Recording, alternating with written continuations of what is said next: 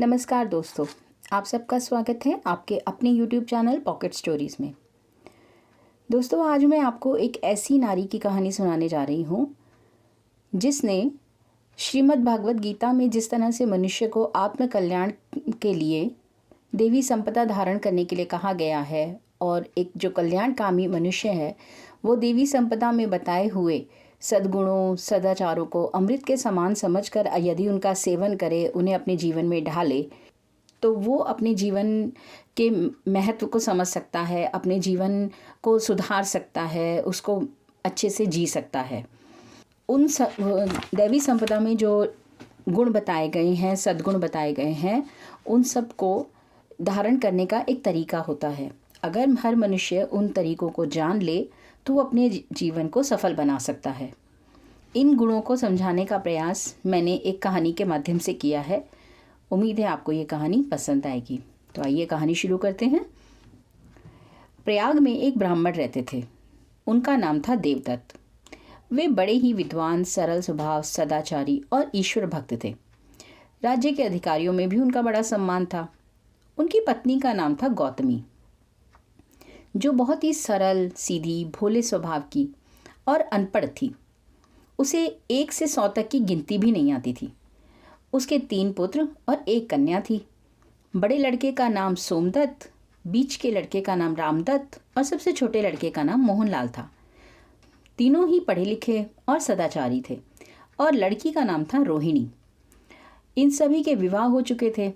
रोहिणी के पति का देहांत बहुत ही छोटी उम्र में हो जाने के कारण उसके कोई संतान नहीं थी, इसलिए वो मायके में ही आकर रहती थी। लड़कों की पत्नियों के नाम राम देवी, भगवान देवी और सुशीला थे।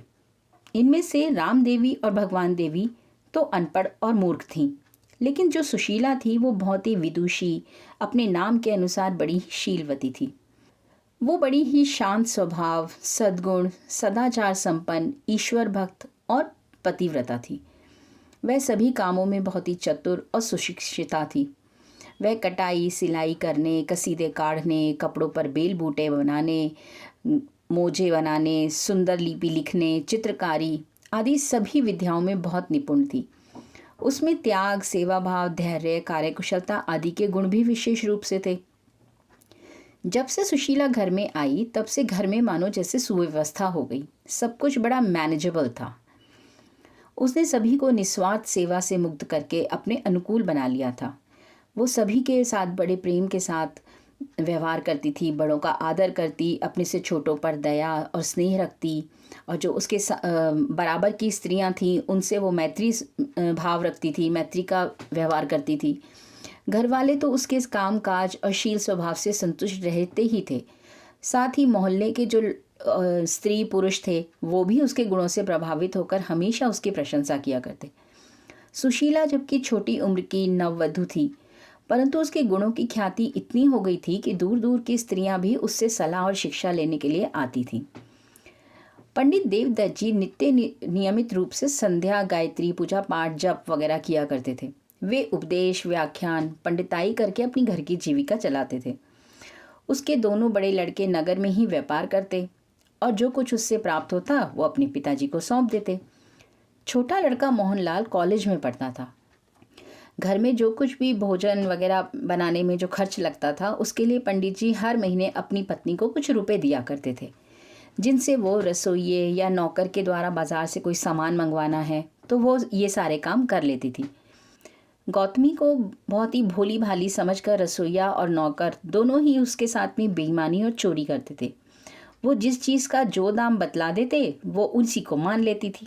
फिर रुपए पैसे भी वे दोनों ही गिनते, क्योंकि गौतमी को तो गिनती आती ही नहीं थी। वो रुपए मांग कर ले जाते और थोड़ी सी चीज़ लाकर कहते कि सारे रुपए ख़त्म हो गए। कभी मोटा मोटा हिसाब बता देते, कभी नहीं बताते, और बतलाते भी थे तो गौतमी को कुछ समझ ही नहीं आता था। अब उन लोगों की चोरी चालाकी को सुशीला को समझने में देर नहीं लगी। तो उसने सोचा कि सास का स्वभाव तो बहुत ही सरल और भोला भाला है और ये लोग उसके धन को लूट रहे हैं, इसका कोई ना कोई तो उपाय करना पड़ेगा। तो एक दिन उसने रसोइये से कहा कि महाराज, आप बाज़ार से जो गेहूँ, दाल, चावल, साग, घी, तेल, मसाला आदि सामान लेकर आते हैं उन सबका पूरा हिसाब रखना चाहिए। रसोइये ने एकदम गुस्से वाले स्वभाव में कहा, वाह, तू बड़ी आई हिसाब लेने वाली। हमारे यहाँ तो यूं ही सारा काम विश्वास पर चलता है। तेरी सास इतनी बड़ी हो गई पर बेचारी ने आज तक हमसे कोई हिसाब नहीं मांगा, और तू कल की आई हुई हमसे हिसाब मांग रही है। मालूम होता है तू ही घर की मालकिन हो गई है। वधू के प्रति रसोइये का ऐसा तिरस्कार सूचक कड़े शब्द में बगल के कमरे में बैठे हुए पंडित देवदत्त जी के कानों में पड़ा। उन्होंने स्वाभाविक ही बड़े धीरज के साथ रसोइये को संबोधन करके कहा, भैया, बहू तो ठीक ही कह रही है। उसकी सीधी बात पर क्यों इस तरह से गुस्सा हो रहे हो? और डांटना तो बिल्कुल भी उचित नहीं है। तुम जो हिसाब नहीं देते ये अच्छी बात थोड़ी है। रुपयों का हिसाब तो पाई पाई का होना चाहिए। और जो भी कुछ हो अब तुम छोटी बहू को बता दिया करो। ये पढ़ी लिखी है, सारा हिसाब लिख लिया करेगी। उन्होंने फिर बहू से कहा, बेटी, तुम्हारी सास तो भोली भाली है, अब तुम ही घर का हिसाब रखा करो। और सुशीला तो चाहती भी यही थी। वो लेन देन का सारा पूरा हिसाब लिखने लगी। रसोइया और नौकर दोनों से ही जो भी सामान वो बाज़ार से मंगवाती वह उनसे पूछ पूछ कर सारा हिसाब लिख लेती। उसकी सेवा, स्वभाव, गुणों के कारण घर के सभी स्त्री पुरुष बहुत ही खुश थे। लेकिन जो स्वार्थी रसोइया और नौकर थे उसे अपना रास्ते का रोड़ा समझने लगे और उससे बैर करने लगे। वे बात बात में उसमें कोई ना कोई दोष बताते, कभी उसे किसी बात पे ताना मार देते कि तुम सब पर तो सुशीला मालकिन है, देखो ना, यह आई तुम्हारे सामने और तुम पर हुक्म चलाने लगी है। लेकिन वो घर की औरतें जो थी वो कहती कि ये बेचारी तो हम सभी के हुक्म के अनुसार चलती है और बहुत ही सुशील है, तुम व्यर्थ ही क्यों कहते रहते हो। पर वे तो जैसे उसके पीछे ही पड़ गए थे। जब उन्हें मौका मिलता उस पर झूठा दोष लगाकर घर वालों को उसके खिलाफ भड़काते रहते। ऐसा होने पर सुशीला के मन पर कभी भी अशांति देखने को नहीं मिली। वो तो हर समय खुश रहती। लेकिन कुछ स्त्रियां मूर्ख थीं। बार बार उसकी बातें सुनने से उन स्त्रियों पर उनका असर होने लगा। अब रसोइया और नौकर की बातों को सच्ची मानकर वे स्त्रियां घर के पुरुषों को भी सुशीला के विपरीत अनेक तरह की बातें कहने लगी। लेकिन सुशीला के गुणों से प्रभावित होने के कारण घर के पुरुषों पर उनकी बातों का कोई असर नहीं हुआ। कुछ समय के बाद सुशीला के एक बेटी पैदा हुई जिसका नाम रखा गया इंद्रसेनी। इसके 2 वर्ष बाद एक लड़का हुआ जिसका नाम पंडित जी ने इंद्रसेन रखा।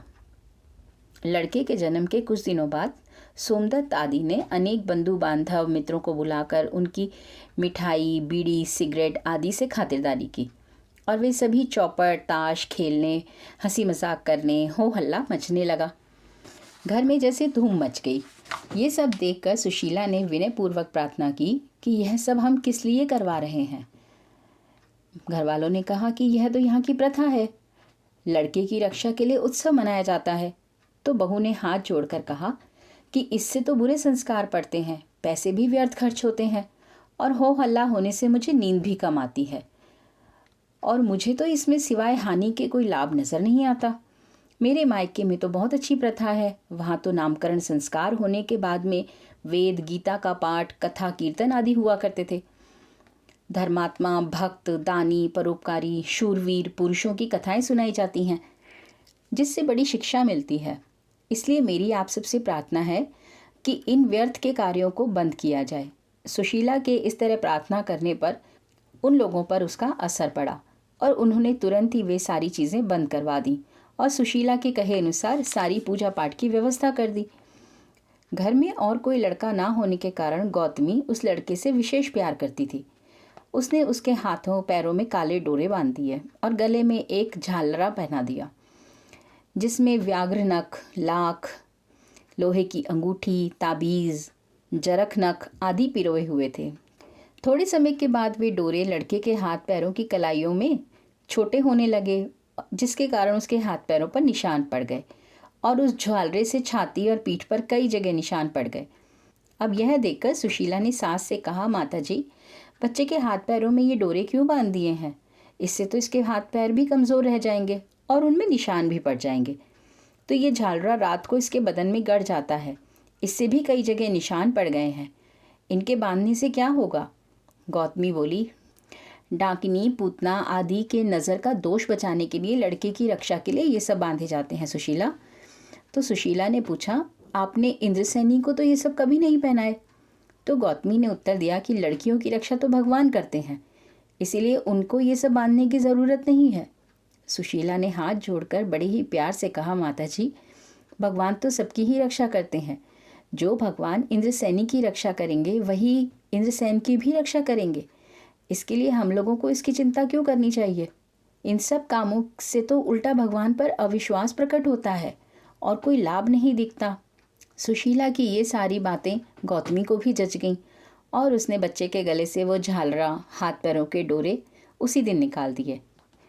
इसके आगे की कहानी हम इसके अगले भाग में सुनेंगे। तब तक के लिए नमस्कार।